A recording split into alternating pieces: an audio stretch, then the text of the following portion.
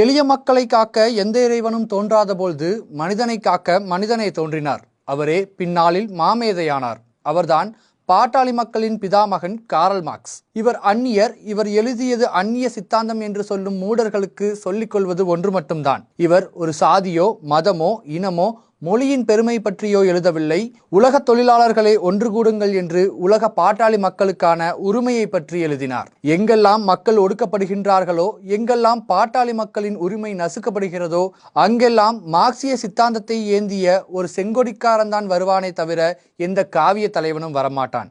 உண்ண உணவின்றி, உடுக்க உடையின்றி, இருக்க இடமின்றி வாழ்ந்த பொழுதும் தனது சமதர்ம கொள்கையிலிருந்து கடைசி வரை மாறாத காரல் மார்க்ஸ் எனும் மாமேதைக்கு வானம் வசப்பட்ட அளவிற்கு வாழ்க்கை வசப்படவில்லை.